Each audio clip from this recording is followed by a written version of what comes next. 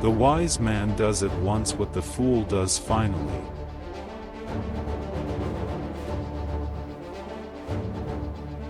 There is no avoiding war, it can only be postponed to the advantage of others.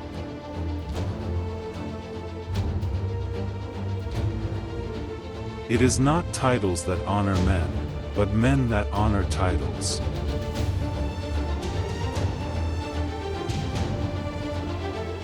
Men should be either treated generously or destroyed, because they take revenge for slight injuries, for heavy ones they cannot.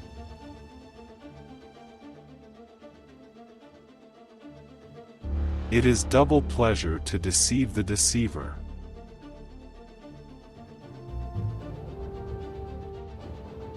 He who wishes to be obeyed must know how to command.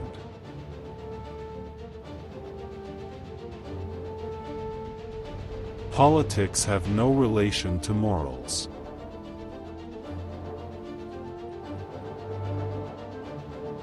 If an injury has to be done to a man, it should be so severe that his vengeance need not be feared.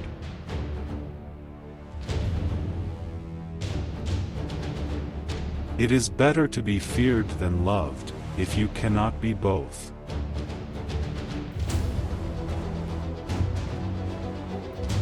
The first method for estimating the intelligence of a ruler is to look at the men he has around him.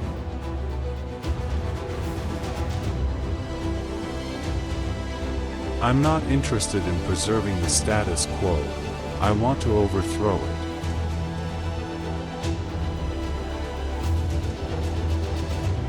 The promise given was a necessity of the past, the word broken is a necessity of the present.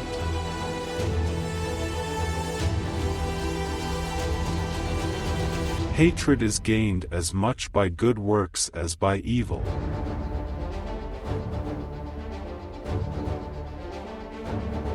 Men rise from one ambition to another. First, they seek to secure themselves against attack, and then they attack others.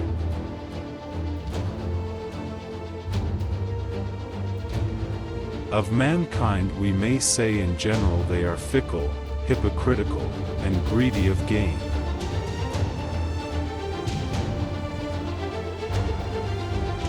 A prince never lacks legitimate reasons to break his promise.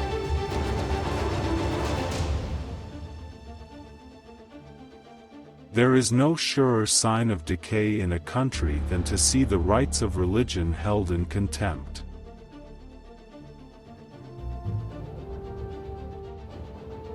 Tardiness often robs us opportunity, and the dispatch of our forces.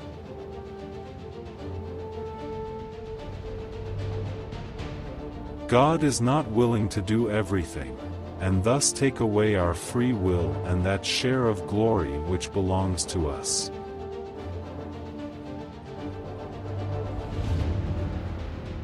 Hence it comes about that all armed prophets have been victorious, and all unarmed prophets have been destroyed.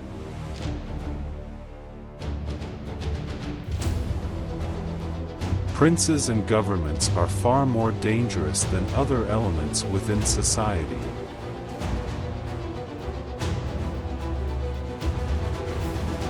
War is just when it is necessary.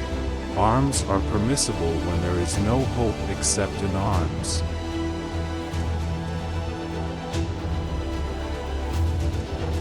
Men are so simple and yield so readily to the desires of the moment that he who will trick will always find another who will suffer to be tricked.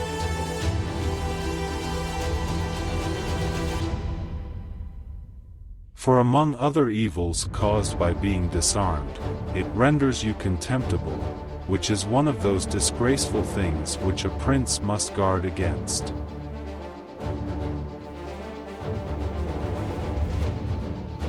Since it is difficult to join them together, it is safer to be feared than to be loved when one of the two must be lacking.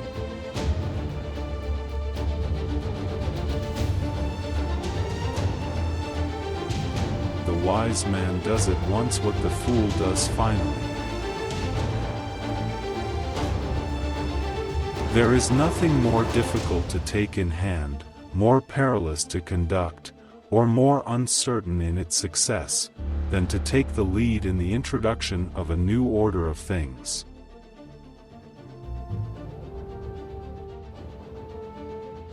Severities should be dealt out all at once, so that their suddenness may give less offense. Benefits ought to be handed out drop by drop, so that they may be relished the more.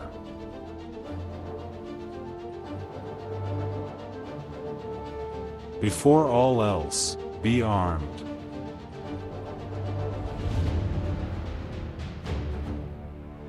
Whosoever desires constant success must change his conduct with the times.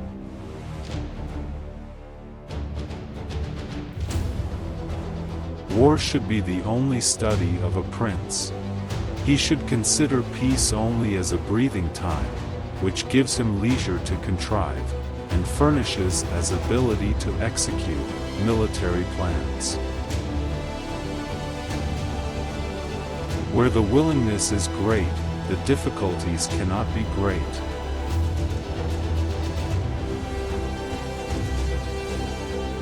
The fact is that a man who wants to act virtuously in every way necessarily comes to grief among so many who are not virtuous.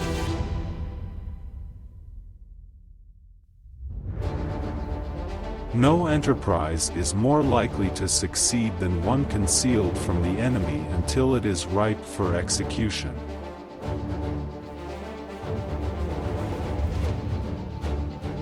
A son can bear with equanimity the loss of his father, but the loss of his inheritance may drive him to despair.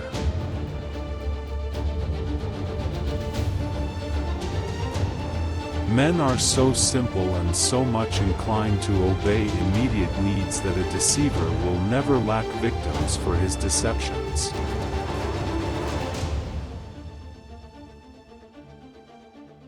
It is much more secure to be feared than to be loved.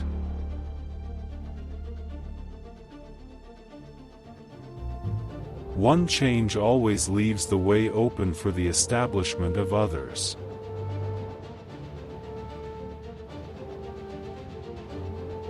The one who adapts his policy to the times prospers, and likewise that the one whose policy clashes with the demands of the times does not.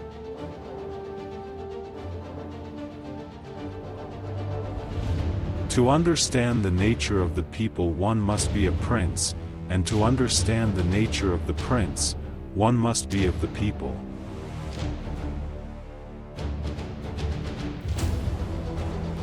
Nature that framed us of four elements, warring within our breasts for regiment, doth teach us all to have aspiring minds.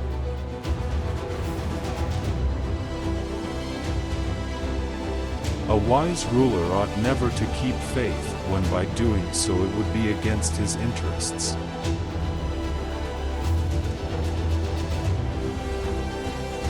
We cannot attribute to fortune or virtue that which is achieved without either.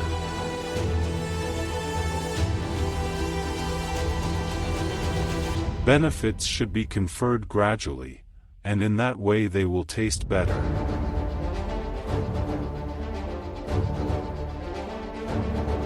The new ruler must determine all the injuries that he will need to inflict. He must inflict them once and for all.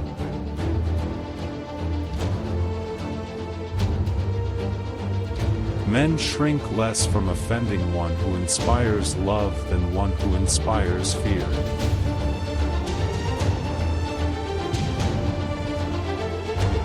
Whoever conquers a free town and does not demolish it commits a great error and may expect to be ruined himself.